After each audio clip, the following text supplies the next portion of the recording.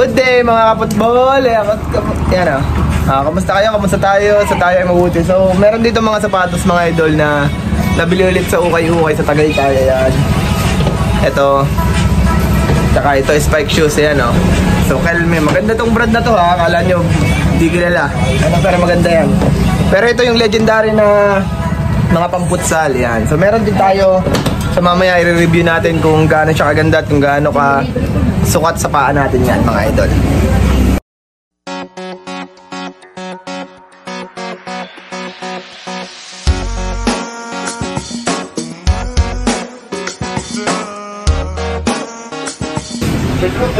So yan mga idol, nakauwi na tayo sa bahay kasi kinuha natin yun sa Wawa at medyo gabi na. So gagawin natin ngayon ay i-review natin yung nakuha natin na sapatos ulit. At sasabihin ko sa inyo, i-reveal ko sa inyo kung magkano yung presyo noon. Pero sa ngayon ay, wait lang, lalabas muna tayo, may bibilin muna ulit tayo. At gusto ni Luke lumabas. So babalikan ko kayo mga idol pagkatapos ng namin bumili. Papakita ko sa inyo kung ano yung sapatos na nakuha natin. At sigurado matutuwa kayo doon sa kondisyon at sa itsura niya. Napakaganda niya. So let's go mga idol. So yan mga idol, so nandito na tayo ngayon para i-review at ipakita sa inyo kung ano yung sapatos na nakuha natin ng napakamurang halaga. At kung gaano siya kaganda mga idol. Ipukusan lang natin yung electric fan. Yan. So nandito, wala siyang box kasi ukay-ukay lang. At yung mga sapatos natin nandun sa taas. Tingnan ninyo. Ayan, nandun. So papakita ko na sa inyo mga idol kung gaano kaganda tong mga sapatos na to. At alam ko matutuwa kayo sa presyo nitong nakuha natin na sapatos mga idol. So tara na, pag-usapan na natin at pakita ko na sa inyo. Ayan, nadidilig nyo na. Let's go mga idol. So yan mga idol, ang nakuha natin na sapatos ay itong orange na Hyper Venom. So napakaganda nito. So ang wala lang dito mga idol ay insoles niya na original kung hindi ako nagkakamali. Dahil ang insole talaga nito ay may nakasulat siya dito na Nike. Kay Neymar kasi to. So ito, pupunasan lang natin to ng kaunti mga idol. Ito yan, punasan natin. Then so far wala naman siyang sole set mga idol. Ayun, meron palang iba. Ayan, pero syempre gagamitin muna natin bago natin ipatahi. At buong buo pa yung kanyang ilalim. Ayan buong buo pa yung ilalim niya. Then ang sintas niya sa tingin ko ay napalitan na to. Hindi na to yung sintas niya talaga. So pwede nating palitan ng sintas na black kasi para mabuhay-buhay o madagdagan ng dating. At din sa mga pangarap ko na sapatos talaga itong Hyper Venom na to. Kasi sa mga collection ni Neymar, ayan, napakaganda nito mga idol. Ito yung isa, tingnan natin yung kabila. Tingnan natin yung kabila. So ito naman yung kabila. So dito may nakita na ako kanina dito na sole set. Yan, merong ilan pero nakatahi kasi to Hindi ko alam kung legit na natahi to So gagawin natin yan, pag pinatahi natin to lahat, siguro tsaka na lang pagka nasira na. Pero sa ngayon, ito muna, gagamitin mo na. So meron pa ako dong isang insoles na kulay pula din, pink, maganda siya dito sa napasuot natin, susuotin natin. Ayan, kaya ako nasabi sa inyo na napalitan na yung kanyang lace. Kasi ito, meron yan ditong ayan may daanan yan dito ng laces. So hindi na siya nakakapit. So kaya sabi ko napalitan na, tsaka medyo maikli siya. Kasi medyo mahaba-haba ito. So magagamit natin ito kasi magbabalik na ulit tayo ng futsal. So alam niyo naman wala tayong pamputsal maliban doon sa kulay blue na ginamit natin nung nakaraan. So medyo sira na rin siya. Ito, pero ito na may pamamalit natin mga idol. So wala siyang gas dito. Wala pa. Ang ilalim niya wala. Ito meron kaunti dito na toe drag. Heel drag. Sa toe drag naman niya wala, sa malinis pa. So possible kakapit at maingay pa to sa loob ng court mga idol pag ginamit natin. So yan, so napakaganda nito. So size 42 tayo mga idol. Ayan, sa Euro size 42. At nakuha lang natin ito ng 500 pesos nang hindi tayo nagpunta sa ukay kasi ngayon. So pinabili lang natin to kasi meron silang nabili or binili din nila nung nakaraan nung sila ay nagpunta doon. So ang ganda nitong pares na to mga idol. So ayan So ngayon gagawin lang natin mga idol, pupunasan lang natin siya ng baby wipes para luminis-linis ng konti. So may mga details lang pala na natanggal na. Ayan, pero okay pa yan. Wala yung problema. So kakapit na pupunasan na lang natin mga idol para mas magbuka ulit siyang bago. Ito, napakaganda niya mga idol. Oh. So kukuha tayo ng baby wipes natin, tapos punasan natin, then lagay na natin ulit sa lalagyan natin sa taguan natin. So napakaganda nito mga idol. Oh. Ayan, orange na orange, at kapag suot mo to sa loob ng field, pansin na pansin ka dito. Ayan, oh. Tama tong ganda. As in, maganda talaga siya. Ayan, oh. So for only 500 pesos, kasi nakalagay sa kanya dito ay 880, siguro ay 30% off, kaya nabigay sa atin ng 500 pesos. Ayan, ganda. So parang mukhang kailangan na natin bumalik ng Tagaytay para mag-ukay-ukay kasi meron dong mga magagandang ganitong mga klase. Ayan. Pero may makukuha pa tayo dito na mas mababa. Kung pupunta kayo ng ukay-ukay, possible mga 300 hanggang 400, meron na rin kayo makukuha din. Pero sa 500, sulit na to. So, ano na to? Sulit na to mga idol. So yan na, kukuha na muna tayo ng baby wipes para punasan, then ipapakita ko sa inyo mamaya pagsuot na natin mga idol. So yan mga idol, nakakuha na tayo ng wipes natin at pupunasan na muna natin yung sapatos. Titingnan natin kung maaalis itong mga stain o itong mga black mark na nakalagay dito sa kanang bahagi, kasi meron dito sa kabila. So sana matanggal para lalo siyang gumandang tingnan.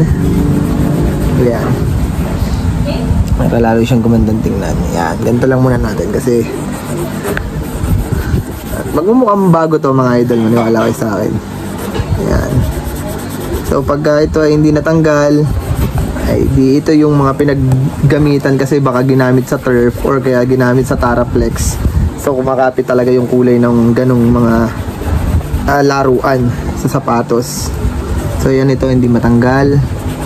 Siguro sa susunod na mga araw, hindi naman na mapapansin na yan pagka ganito ang kondisyon ng sapatos natin. Yan.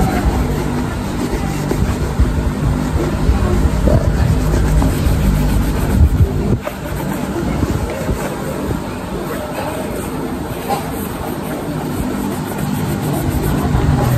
Inisin natin. So sana nakakabili tayo ng panlinis yun sa loob para mabango siya pagka ginamit mo pa rin, amoy bago pa din pag tinanggal mo yung medyas.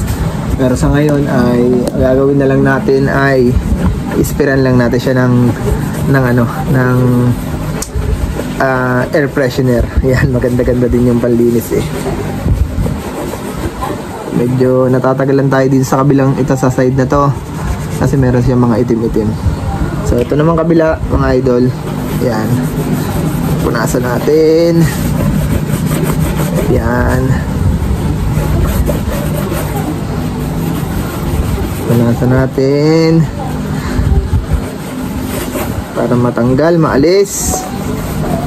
Yan.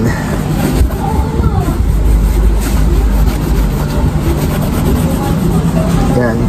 So alam nyo mga idol, yung nabili natin na sapatos sa Simple Shoes, tuwan-tuwa ako doon kasi brand new, tsaka talagang may box, pero napakamura nung halaga nung binili natin na yun. So hindi tayo nabili ng sobrang mahal na sapatos. At sabi ko nga sa inyo, hindi ko naman nire-recommenda na bumili tayo lagi ng ukay o kaya naman ng OEM, pero mas original kasi ang ukay kaysa sa OEM.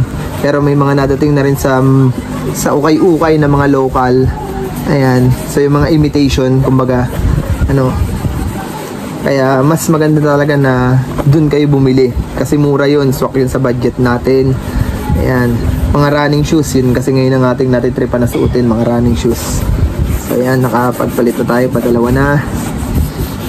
Ayan. Ayan. So patutuyuin lang natin mga idol. Tingnan natin kung may pinagbago siya before and after natin na sapatos. Ayan o, ang ganda. Ayan, ang ganda no. Sasama rin natin tong konti itong loob mga idol, punasan din natin kasi hindi natin alam kung sino nagsuot nito. So at least punasan natin ng kaunti.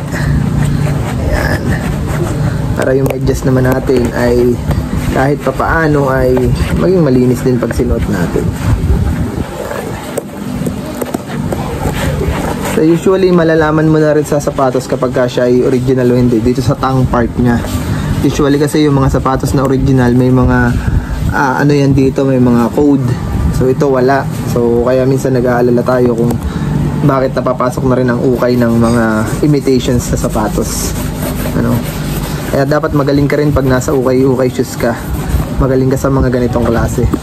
Ayan, so gagawin na lang natin mga idol ay sprayan natin ng pambango.